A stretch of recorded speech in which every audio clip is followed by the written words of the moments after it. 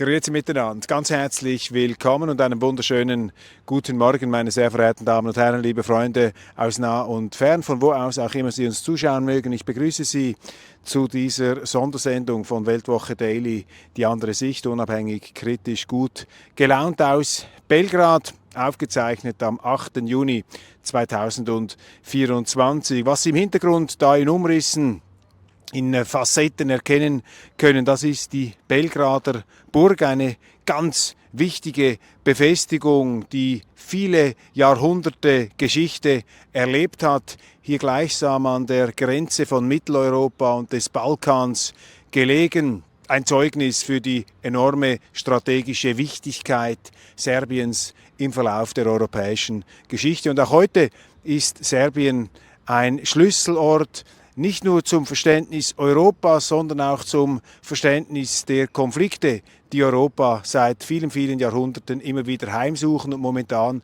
stehen wir da an einer ganz gefährlichen Abbruchkante, meines Erachtens. Ich hoffe, dass das natürlich nicht die schlimmstmögliche Wendung nimmt, was man sich ausdenken kann in der Konfrontation zwischen Russland und den Westmächten. Beide Seiten scheinen da gefangen in der Unmöglichkeit, diese Konfrontation zu verlieren. Für Präsident Putin steht alles auf dem Spiel. Sollte er sich da verkalkuliert haben in der Ukraine, würde das enorme Bedeutung haben für sein Land, für ihn auch persönlich natürlich, für all die Leidtragenden dieses Krieges. Würde nämlich heißen, dass sein ganzes Erbe, alles, wofür er gearbeitet hat, im Grunde verschleudert wäre. Und auf der anderen Seite haben wir den Westen, haben wir die westlichen Mächte, und dort beobachten wir, dass natürlich auch mit größtem Kapitaleinsatz gekämpft wird. Es scheint so zu sein, dass auch der Westen sich da glaubt, keinerlei Niederlage erlauben zu können. Also nicht wie in Afghanistan die Amerikaner oder in Vietnam, wo sie einfach schlussendlich die Segel streichen mussten. Ganz im Gegenteil, die Zeichen stehen auf Konfrontation. Und darüber habe ich nun mit einer Persönlichkeit gesprochen, die vielleicht wie keine andere beide Seiten zu verstehen versucht und irgendwo auch zu versöhnen versucht. Das ist der serbische Präsident Aleksandar Vucic.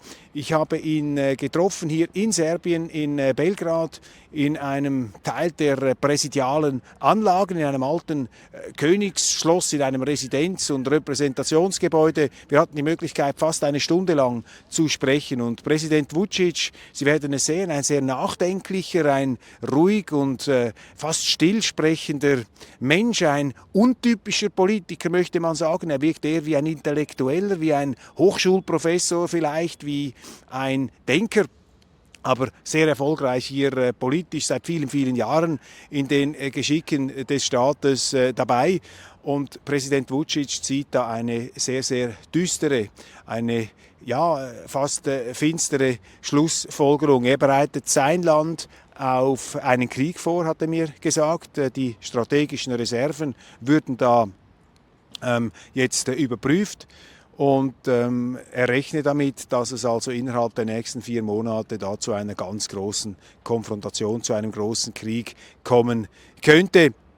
Das ist eine nicht eben erbauliche Aussicht auf die unmittelbare Zukunft. Ich persönlich, aber meine Meinung steht hier nicht im Vordergrund, sehe es nicht ganz so düster. Ich glaube nicht, dass für die westliche Seite so viel auf dem Spiel steht wie für die russische Seite. Deshalb glaube ich, dass früher oder später sich da doch auch auf westlicher Seite die Einsicht in eine Art Verhandlung, in eine diplomatische Lösung breit machen wird. Präsident Putin hat das ja bereits signalisiert, aber vielleicht wird das eben im Westen auch wieder als Schwäche empfunden, sodass man glaubt, man müsse jetzt erst recht hier nachlegen. Darüber reden wir, aber nicht nur über das. Wir reden natürlich auch über Serbien, wir reden über Mitteleuropa, wir reden über die Bürgenstock-Konferenz, wo noch nicht klar ist, ob eine serbische Delegation daran teilnehmen wird. Und wir reden auch über den Frieden und weitere Fragen, die uns gegenwärtig gesellschaftlicher Art beschäftigen. Das ist das große Interview von Weltwoche Daily mit Präsident Aleksandar Vucic. Und schauen Sie sich das an. Sicher sehr interessant, was dieser Staatsmann hier zu berichten hat. Vielleicht noch ganz kurz zu seiner Person. Er ist 54 Jahre alt, er ist Jurist, er hat als einer der Besten seines Jahrgangs sein Studium abgeschlossen, ist schon lange in der Politik dabei, war zuerst mehrere Jahre von 2014 bis 2017, wenn ich das jetzt richtig erinnere, war er Ministerpräsident. Seit 2017 ist er Präsident Serbiens, hat soeben die Kommunalwahlen hinter sich gebracht, sehr erfolgreich, noch stärker. Er hat dieser Tage einen Hochgeschwindigkeitszug eingeweiht in Serbien in Zusammenarbeit mit China. Das ist eben auch interessant, darüber haben wir gesprochen. Stadler Rail, Peter Spuhler mit seinen Zügen, auch ein großer Lieferant hier in Serbien und Serbien ein sehr guter Kunde dieser Schweizer Firma. Das heißt, wir haben auch da Bezüge aus der Eidgenossenschaft nach Serbien. Aleksandar Vucic wird in unseren Medien hauptsächlich kritisiert. Man wirft ihm vor, zu verweigern die Anerkennung des Kosovo. Wir haben über diese komplexe Kosovo-Frage auch gesprochen. In einer gewissen Kürze muss ich Ihnen sagen, wir konnten da einfach nicht einsteigen. Das ist ein ganz großes Thema. Er schneidet das an. Er gibt da bestimmte Einblicke, aber wir haben das jetzt nicht in der Art vertieft, wie man auf diesem Thematik sich konzentrieren würde, wie man das vielleicht tun sollte. Aber trotzdem für jetzt uns Schweizer, die da etwas distanzierter stehen, doch interessant, was er zu sagen hat. Das wird ihm vorgeworfen, dass er da also eine zu harte Linie verfolge. Und auf der anderen Seite auch bezüglich der Medienfreiheit sind ihm da schon Vorwürfe gemacht worden. Ich habe diese Themen natürlich auch angesprochen und dem Angeschuldigten die Möglichkeit zu geben, seine Sichtweise darzulegen. Das Interview mit Präsident Vucic hier auf diesem Kanal. Viel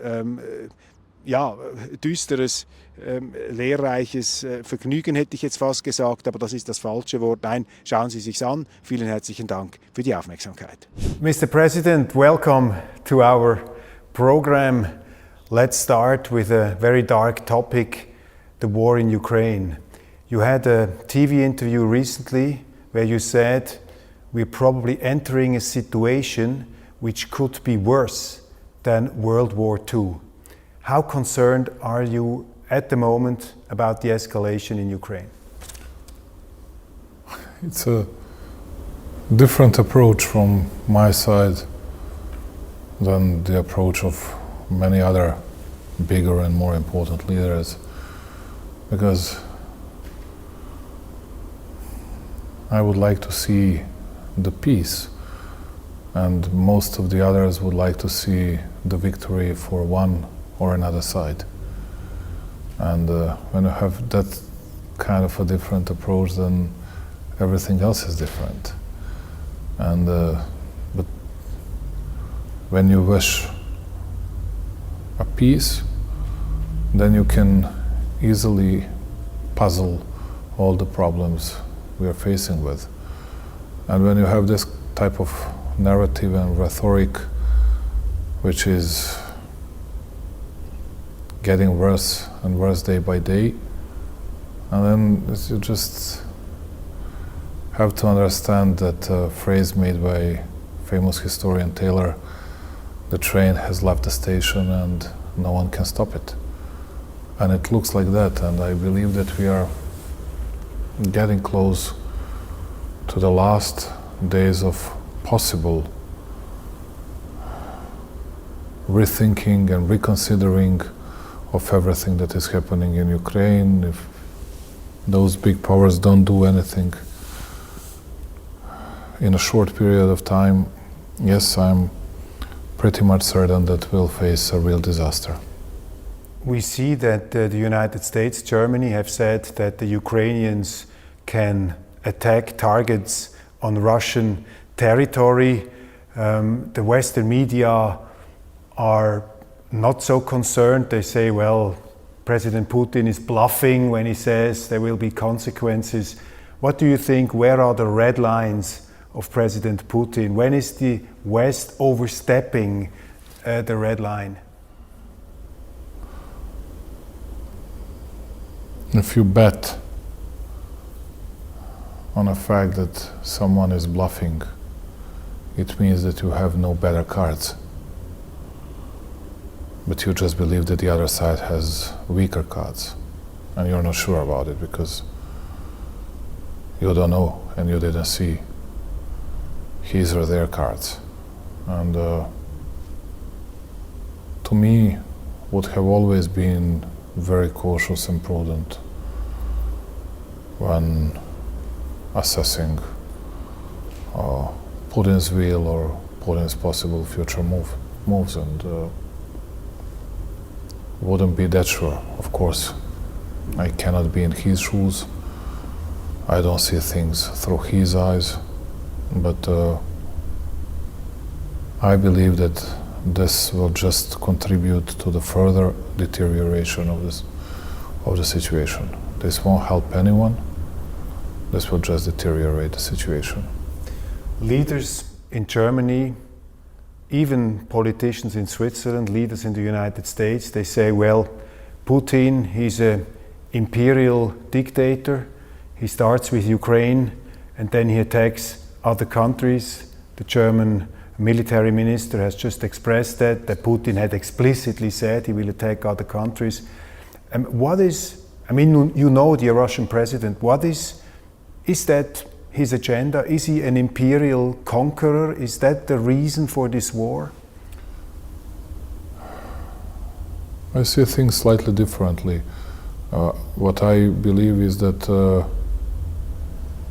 first of all, we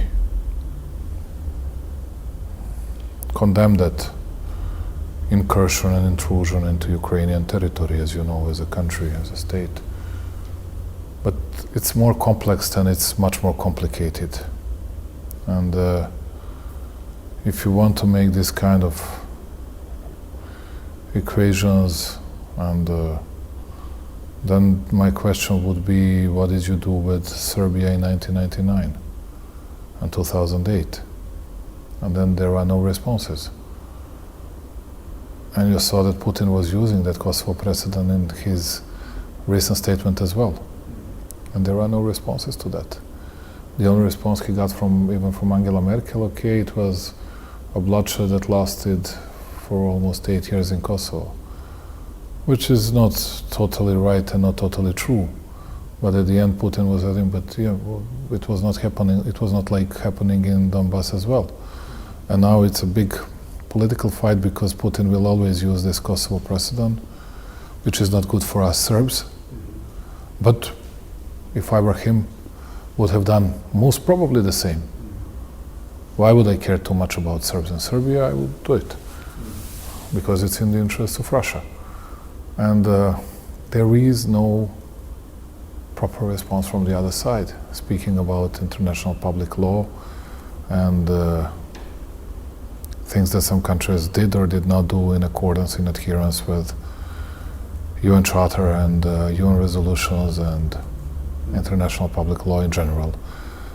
What is complicating the situation even more is that everybody is speaking only about war. Nobody wants to reach the peace. Nobody speaks about peace. Peace is almost a forbidden word. And please notice this. Because they say we need to win in order to secure future peace, but nobody's speaking about a peace, and then okay, you negotiate it. But you have the other side. You have to have the other side on the table as well. It's it's very strange to me that no one is actually attempting to stop the war. There is another theory, which I can understand, which I don't say that I do approve, but I understand that West thinks that they can win easily against Putin. They want to exhaust him in Ukraine, and then they will enter the space, and then Russia in today's territory and shaped like it is today won't exist anymore, and Putin will be overthrown and everything else. Yeah, maybe that's possible, but do you think that is possible? Is it possible to use Ukraine to weaken Russia? Well, it weakened Russia anyway, but is it enough to destroy Russia and to overthrow Putin? I don't believe so. I don't believe so. And I believe that I cannot say they overestimate themselves. I believe they underestimate Russia and Putin. How do you explain the mood in countries like France, Germany, United States? Most part of the media, the mood is confrontation. We have to do more, we have to bring in more weapons. Everybody is saying that in the media and political mainstream. How do you explain that, this kind of war enthusiasm, to call it, to use this word? Whenever I was asked by many people here to launch a war against Albanians and NATO in Kosovo because they were expelling our people, killing our people and everything else, I was just saying, okay, I do understand your emotions, I do understand your position, but would you really like if the fact that your mother will get a coffin with her son, husband, father, whomever, and then it's a slightly different approach. In today's Europe, they all act like big heroes, but they did not say to their people that they will pay a very big price. And speaking about it, you and all these leaders should do absolutely everything in order to stop any kind of warmongering behavior and everything. I mean even more about Russia, but I'm speaking about this type of behavior. But at the end, people are thinking of their own interests. I do understand why Macron is insisting on this, because his stance is most probably, well, if I have to, and if we'll have to face Russia, it's better to facing them on Ukrainian soil than on European soil or Central European soil. And it's pretty much the same attitude of Germans with some differences. But on the other hand, before saying that, before doing that, that's what I think. They should all try to reaching any kind of truce, any kind of ceasefire, and then to negotiate for 10, 20, 30, 50 years. Doesn't matter. It's better than a day of bitter fight which we face today. Do you think that the NATO countries and the United States will accept a military defeat of Ukraine? President Macron has said we have to send in NATO troops. This would probably mean Thank you for war. this question. Why I'm speaking that we are getting close to the precipice, to the abyss. Analyze the situation of NATO and the United States. They cannot afford themselves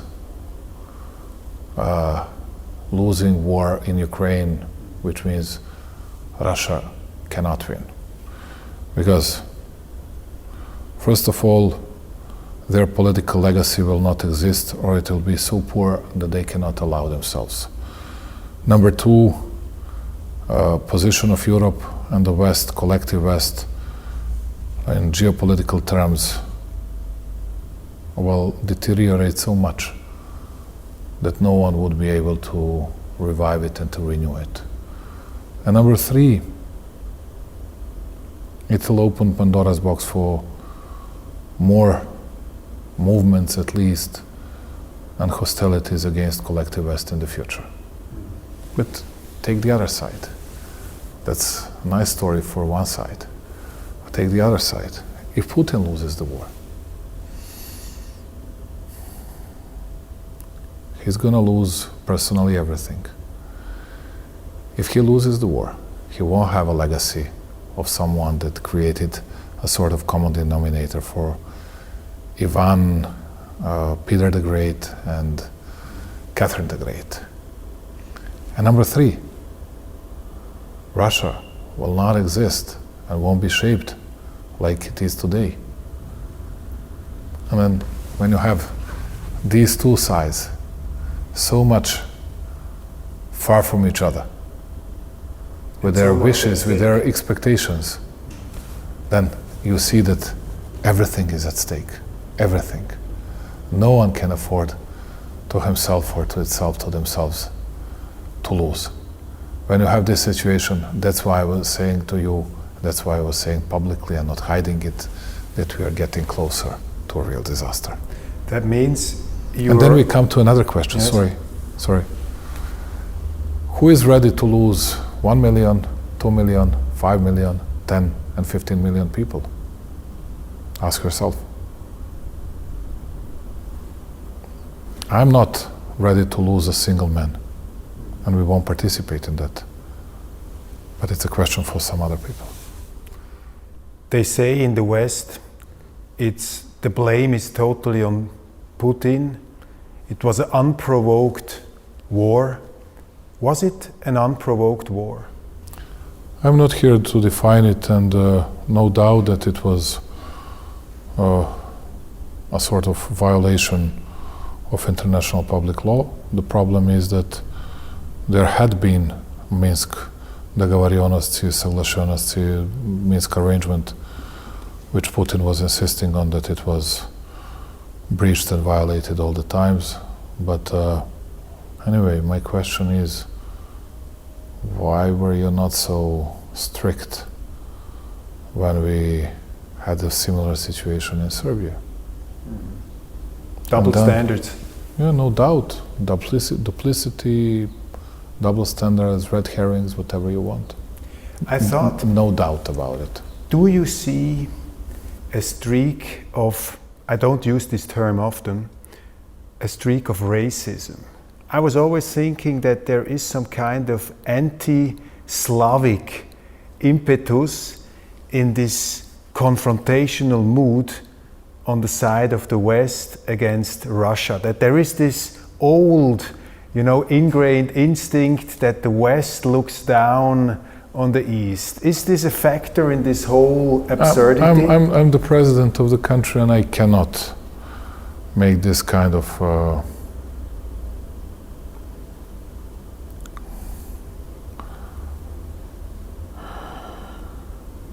excuses, justifications, platitudes, whatever you take it. I can say there are some old alliances that are renewed, and something that was broken as well. But Ukrainians are Slavic people. Serbian language is very similar morphologically and phonetically speaking with Ukrainian language. More people here speak Russian than Ukrainian, but Ukrainian language is more similar to Serbian language than Russian language. And I think it's a disastrous situation for the Slav people altogether. We were very close at the peace agreement in spring 2022. There is a book now coming out in our company by a Swiss diplomat who was involved in Ankara in these negotiations on the side. And he writes in his book that Ukraine and Russia were so close at an agreement, and it was positively the intervention of the United States and by Boris Johnson, who said, no, we don't want this peace. Do you think that is true? And second, what is the agenda of the United States? Do you really think that they want to go to the end to weaken Russia strategically? Well, big powers, they have their interests. Of course, there is no love. And if they see someone as a security threat, if possible, they would go by the end. But I believe that was a wrong assessment. Although they might believe differently, because they can say, okay, we weakened them very much, and they lost people's power, they lost many things. But at the end, I'm not sure that they're very satisfied with the outcome so far. I believe that there were two big opportunities for the peace. That number one, which you have already mentioned, and number two, after a big Ukrainian offensive, after they retook Izium, Balakleya, Kupiansk, Krasny Liman, and many other places, and that was the very best moment for when they had an initiative to making a peace, but nobody wanted to do it because everybody thought momentum was on our side and now we can push them further more and we can do something more. But you have just had a visit by the foreign minister of Ukraine, by Mr. Kuleba. Yes, Mr. Kuleba and Olena Zelenska. What is your impression? Would the Ukrainian government be willing to negotiate with Russia, or is there also the total confrontational mood? I cannot say that it's a confrontational mood and mode. They are not in an easy situation, and I do understand their position. Doesn't mean that I 100% agree with them, but I do understand their position. Like I do my best to understand Russian position as well. I'm afraid that we are very, very far from reaching any kind of arrangement. I spoke to President Xi as well, Chinese president, and he has the same view on this issue as I do. We are very far away from reaching the agreement. And how close? Not before the end of the year. How close are we now to a third world war, a confrontation? I cannot say a third world war, but that big confrontation, how far we are, I believe that we are not far away from it. Not more than 3-4 months. And there is a danger to happen even before that. Where do you stand in this whole insanity? Where does Serbia stand in this big conflict? We'll keep peace, stability and tranquility within the region and in our country. We'll do our best at least. We were the champions of the world in number of wars that we had in 20th century. First Balkan War, Second Balkan War, First World War. In First World War, I don't know whether you knew the fact that we lost 28.9% of our overall population, and Serbia became the biggest victim of the First World War. And no one has ever acknowledged that. These data are data that were shown at Paris Peace Conference. And France lost 10.5%, but we lost 28.9%. And then we had a Second World War with that terrible concentration camp in Croatia, Jasenovac, and many other things. 1 million Serbs were killed during the Second World War, and we were the only who were opposing the Nazi movement in an entire region from the very beginning. At the end of the war, everybody joined us, as it goes, always.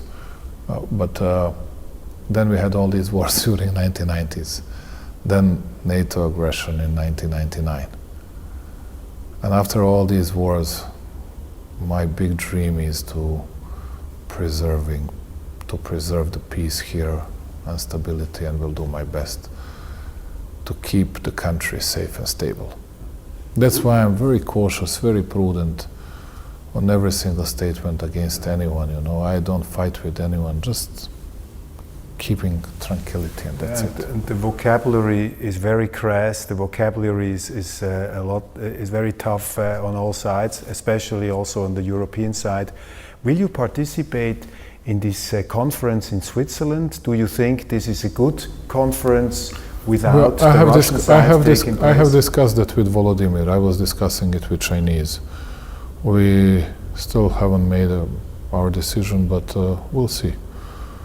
We'll see what level, who might come, who might not come. We'll have the decision in a few days. But I would like to see both sides around the table, to be very honest. Do you have an explanation why we are living in such crazy times right now? I think this is the craziest period. It's easy, dear friend, to see it. You have totally different interests. You have conflicting interests of big powers. There is a big power on the rise, which is China, which has a lot of conflicting interests with the United States of America. US and Europe, let me call it collective West, would like to preserve everything they worked for, everything they had in the last 300 years. And the other people are seeking for, from their point of view, more justice, more equal world, and with the wish of preservation and desire of change, have to conflict, and totally different economic and political interests. And the world is changing, although we don't want to accept it and we don't want to admit that, but it is changing on a daily basis and much faster than ever before. And when you have this kind of conflicting interests, then contradicting interests, then you get close to big clashes and to big wars. And I don't see the way how someone can stop it. And would like to see that more than anything else, to tell you the truth. Today I was checking all the data about our reserves on oil, I don't know, even from flour to sugar to salt to everything else, because I don't know what tomorrow will bring to all of us. You have just had the opening of a fast-track train today in Belgrade, and it was interesting. It's a cooperation between Serbia and China. And Serbia, if I'm correct, is trying to have a balanced foreign policy. You work together with everybody who is willing to work with you. And now they are saying, I've just talked to a friend of mine who is the head of the Springer company in Berlin, and he told me China is a strategic threat to the West. It's a threat to our democracy. We have to contain China because their political system is totally different from ours. This is a mindset, of course, he's not alone. You have good experience. What do you say about this China? If I may add, dear friend, there are many people in the West that are doing their best to produce as many adversaries and as many enemies as no one could have imagined so far. And it's yes, we have had so far a very good relationship with Chinese, and I'm proud of that, not hiding it, as you can see. But we bought firstly, and the biggest number of trains we bought from Switzerland, and we are still buying from Stadler, but we need more trains. And we bought also Chinese trains, and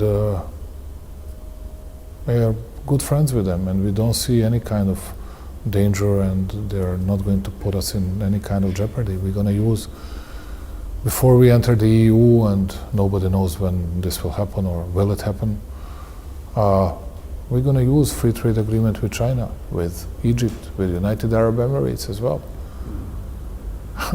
My job is to take care of this country, to take care of our people. You could have seen a lot of developments that Belgrade became a city of cranes here in the region, maybe the only one, with the biggest progress and the best development. Let me tell you just one example. Make a comparison between Serbia and Bosnia. When I became the Prime Minister 10 years ago, an average salary in Serbia was 329 euros. In Bosnia, 378, which means 50 euros bigger, which is 16-17% more. Now, an average salary in Bosnia is 650 something, and in Serbia is 830, just in 10 years. And the level of public debt to GDP ratio in this country is less than 50%. And we are part of Eurostat, just for you to know. The others are not. And I'm saying this because you can see that we successfully did our job, but we did it because we attracted a lot of EU investments, but a lot of American, Swiss, Japanese, but Chinese also, but Arab investments, and we were working with everybody. And we'll carry on with this type of politics. This is what secures our people's jobs and the record level of, low level of unemployment rate and the record level of employment, positive employment rate. And this is what we did. And now we are very much focused on 2027, on that expo, because for us that's a cover for all works we have to do, including better educational system, including a lot of infrastructural works, also AI sector development, and we became the presiding country of this partnership for artificial intelligence of 29 countries, and supported also by France and Switzerland, and these are good things. That's what we need to do. I cannot think about wars. And it's interesting, I mean, there are two philosophies now colliding. There are those who say we have to defend democracy against autocracy, and then there are the others who say we're living in a multipolar world with different countries, they are all our potential partners, and you would be a defender of this multipolar plurality world. I have one question for you. Can you watch in Switzerland, let's say, Chinese or Russian TV? We can not in Germany. In Switzerland we can have Russia Today, but in Germany everything is forbidden. Okay, if it's forbidden, is it democracy? And in Serbia you can watch Ukrainian TV, Russian TV, Chinese TV, but also American TVs, Brits, Swiss, French, German, whichever you want. That's your choice. Who is defining what democracy is? Or when I was very young, almost a kid, and I was very bad in drawing, painting, whatever. I was like totally untalented. And then I drew a horse. The horse didn't look like a horse. I had to make an inscription down there saying this is a horse. And that's what they do today, when nobody sees that there are democratic forces, they say we are democracy, and you are not, and that's it, it's like, just let me remind you on stupid stories about election frauds in December in Serbia.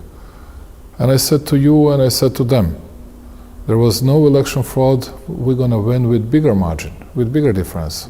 And now we had elections, repeated elections, and we won with much bigger margin. And what about election fraud? Everybody forgot about these stupid stories. And nobody is commenting it even furthermore. But I'm telling you, it's here in this country you can say whatever you want. I'm the most attacked person. If that's not democratic enough, would like to see these kind of channels in their own country, but I don't see them. But it's like it reminds me, it recalls my memory from my childhood and that horse that I wanted to draw. In newspapers, articles on Serbia and on you, for example in Germany, I'm quite often in Germany, there is, I would say 90% is negative. They say, well, President Vucic, he's also like a semi-autocrat, and Serbia is cooperating with these terrible countries like Russia and China. What would you say to these critics if they were standing in this room here and talking down on your country? I would say yes, I do understand their interests, but I know that we keep our word. When we discussed lithium issue, we promised to Germans that we'll work with them, and we'll work with them, doesn't matter what they do with us. But my question to you is, what they would say to someone who would have taken 13.5% of their territory. And they did it with our territory. And this is true. And in a totally illegal way. They would say it's not illegal, but I say it's illegal, and it's obvious for everybody that it was illegal. And I believe that we are very tolerant, very patient, and well-mannered when we discuss and when we speak about our attitude and our stances towards them. Speaking about democracy and autocracy, yeah, we'll have some other questions, but I'll skip it now because I don't want to put in danger an interest of Serbian people. Don't care about myself, but need to care about my country. What would you say, I mean, according to you, what does Serbia stand for in the world? I mean, if you would say Serbia has a message to the world, what would you say is Serbia? We are an independent country, sovereign country that stands for peace, that stands for real values, which includes the respect for differences and different approaches of different countries. And we are a country that would like to cooperate with everybody in the world. And we are on our EU path, but yes, we have our own brain, and we decide by ourselves not to disconnect all our ties with our traditional friends, and we won't do it.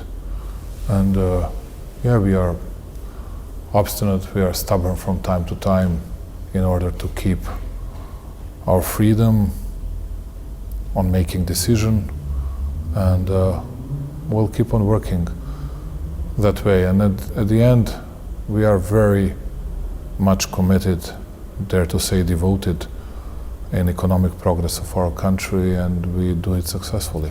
In this region, we became an engine of an entire region. Just for you to know, Serbia in the last 4 years attracted more than 62% of overall Western Balkans FDIs. We are 50% of overall Western Balkans GDP, 55% of overall Western Balkans export. Well, it was not the case 10 years ago. Now it is. And this kind of gap between us and the others will grow.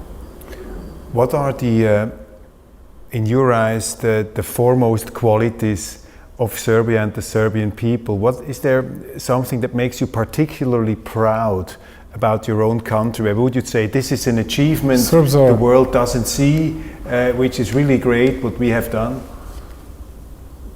It's, first of all, speaking about Serbs, Serbs are proud and dignified people, but everybody thinks of themselves the same.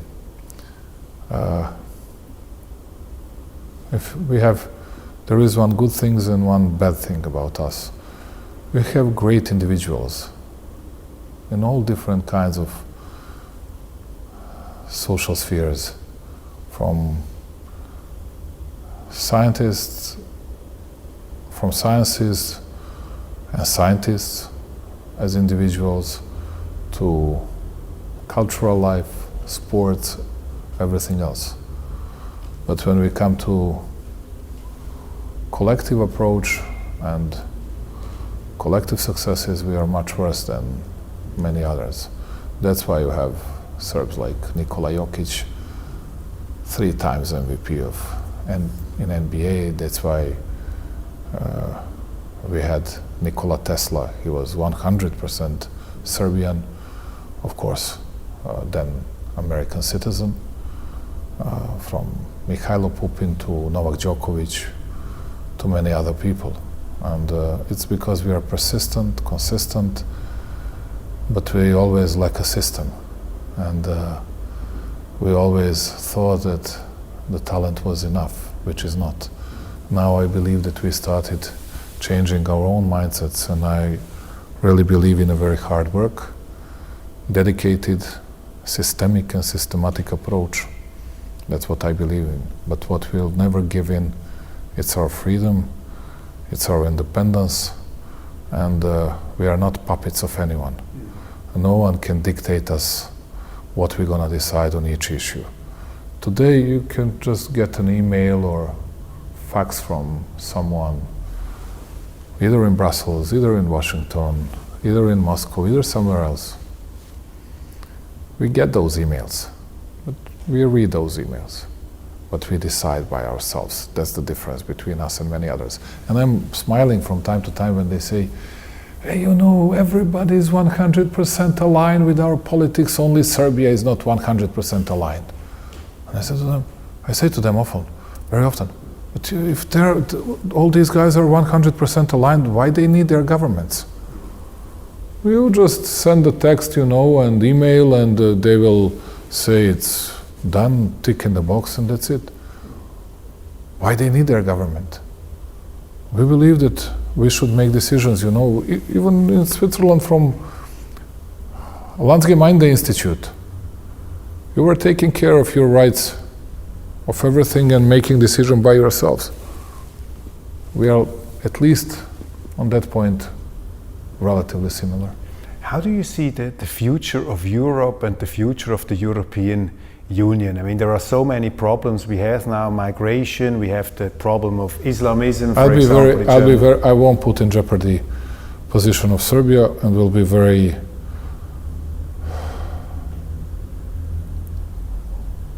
we're going to get a very short answer.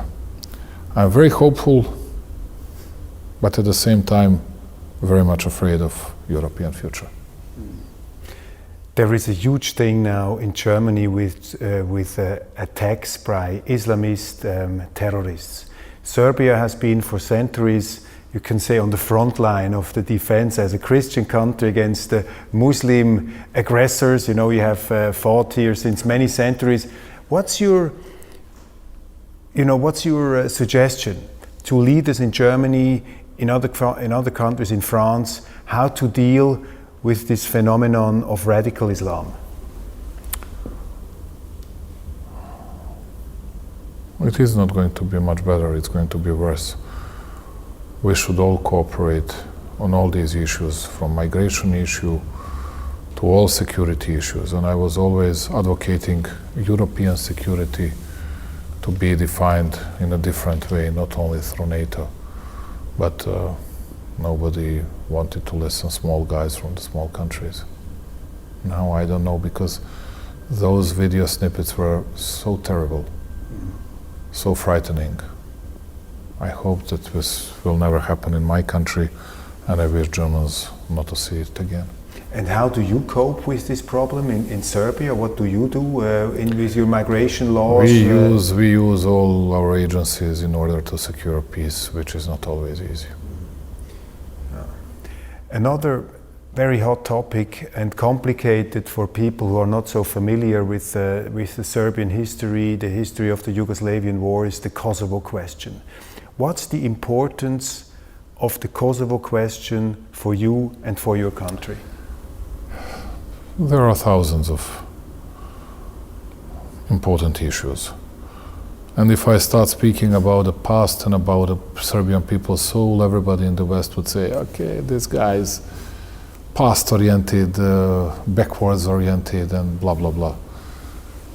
I'm going to skip it. The real issue is today that people hated the most this kind of double-standard approach made by West regarding Kosovo and Ukraine. And this is something that you're going to hear at every single step you make here in Belgrade, from everybody, from absolutely everybody. And we needed compromising solution. We were close to that compromising solution. Then they didn't want to reach it. Now we are far away from any kind of compromising solutions. We don't even speak to each other, although we were always ready to discuss every single issue with them. But they don't want to found, which is their obligation from the first agreement 11 years ago, Association of Serbian Municipalities. It's a difficult situation, but we'll do our utmost to keep the peace and calm. That's it. And for you personally, what's the most important issue about Kosovo? I mean, you are a young Serbian. I mean, you have witnessed the war, of course, you have seen it, but just for a foreigner to understand, what is, in your eyes, the most crucial issue in this whole question, which we probably don't understand? We need to get respect from the others, which means it cannot be a one-sided solution that Albanians get everything, Serbs lose everything. No one is stupid in Serbia. We know how difficult the situation is. But that's why we are insisting on a compromising solution. And to me, I believe in Serbian hard-working people. I believe in the region, to tell you the truth. We need open borders or no borders. between Bosnia and Serbia, Albania and Montenegro and Serbia, North Macedonia and Serbia. But we are not close to that, unfortunately. We need to put economy as the most important issue for all of us. But on the other hand, when you have the war in Ukraine, when everybody's raising and rising emotions, you face the same here in the region. And when you speak to Serbs about Kosovo, every single song that we chant, everything, it comes from Kosovo. It's not against anyone, but we are very much, in a very deep way, tied with Kosovo, and you cannot untie that in a way that people from the West wanted. Before we try to find some optimistic beams of light at the horizon, we have to talk about one issue which is also extremely complicated, the war in Gaza. This is something which is like, I don't know, it's a biblical conflict. It's very tough. What's your take on that? What's your perspective on the war in Gaza? How dangerous is it? Is it also part of this very explosive environment that we have now? It is. Now you see that it's a bigger problem with Hezbollah than with Hamas in Gaza, with Hezbollah in Lebanon. And I hope that all sides will try to find a proper and peaceful solution. And we have always been very close to both, to Jewish people and to Arab people, since we founded a non-aligned movement, if you remember. Now we can just advocate a peace, but it's when they launched that draft proposal resolution on Srebrenica, they got thousands of questions from at least 100 countries all over the world. Okay, why don't you do it with Gaza? And their response was, of course, unofficially, well, that's why we are doing with Bosnia and Serbia. It's easier than doing it with Gaza because Americans and the others will never allow it. And then, in order to show that we don't hate Muslims, we'll go against Serbs because we cannot go against Israel. And then we paid once again the price instead of someone else. Yeah. I wrote in my newspaper against this decision with the massacre of Srebrenica. I said this is not a genocide. I mean, it was a massacre. It's clear it was like it's a terrible incident. But what kind of answers did you get when you were saying? I didn't even go to that to the issue of legal liabilities, individual, collective, or whatever. My question was very simple: whether it was genocide or a terrible crime or everything else. Dodik was insisting on that. I was not. I was asking 3 other questions. Number 1, why are you doing this after having that resolution on all genocides in general from 2015? Why are you doing this in a very particular moment? And number 3, are you sure that you are going to reconcile anyone, or it's going to be more tensions and more political turmoils in the region? And number 4, you didn't get even a consent within Bosnia.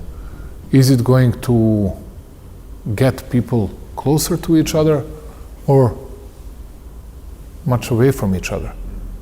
And I didn't get any response on all these questions. Nothing at all. Nothing at all. Why did you need this? So why did they do it? I believe that Gaza is a part of an answer. And the other answer is, yeah, we should do something against those Serbs because Dodik is creating problems to us from their point of view, and that's it. They don't analyze the fact that they, as a matter of fact, violate Dayton Peace Accord, not Dodik, but anyway. So they use the UN structures to punish countries who don't go along with certain geopolitical interests. Of course, it doesn't happen for the first time. It doesn't happen for the first time. But they found they were almost repulsed, and they found a country that resisted in a very, very strong way. As a matter of fact, we won the majority of the countries. Not because people were not aware of what happened in Srebrenica, but people did not like the momentum, people did not like the lack of inclusiveness, people did not see what was that all about and what this will bring to the region and to the country as well. Where is the center of hope today in the world? I mean, which politicians create to you personally some hope? Let's talk about people like President Erdogan, probably in the United States. Is it Donald Trump? Is it going to be better with Donald Trump? I cannot speak about it publicly from very obvious reasons. But yes, we need a lot of changes in the world in order to calm down the situation between the nations and between different countries, and it's of an utmost importance and it's high time. What is the importance of religion in these days? In Europe, religion is dying in Western Europe, and you have all these new religions, climate religion, woke religion, all this stuff. What is the importance of religion, and how dangerous are these new religions that are popping up? People were modern, urban, fashionable if they were becoming agnostics and atheists, but now I can say that I'm becoming at least a bit more religious, although I'm not an example of a very religious man, but I'm totally anti-woke oriented, and I cannot believe that these values are going to be the values of contemporary world. And I believe in tradition, I believe in rational conservatism and economic liberalism and modernism. And where does Switzerland stand in your view of the world? Serbia and Switzerland have long-standing relationships. What's your take on Switzerland? It's an important country, and we would like to see bigger role of Switzerland, but also more objective approach to the situation, at least here in the Balkans. Not going to teach anyone anything about anything else because they are much smarter than I am. But on the Balkans we saw a bit one-sided approach. Anyway, we have developed a very good relationship and we'll do our best to make it even better. And my final question is a personal question to you, Mr. President. Thanks for your time again. What's the most important thing in the life of a man?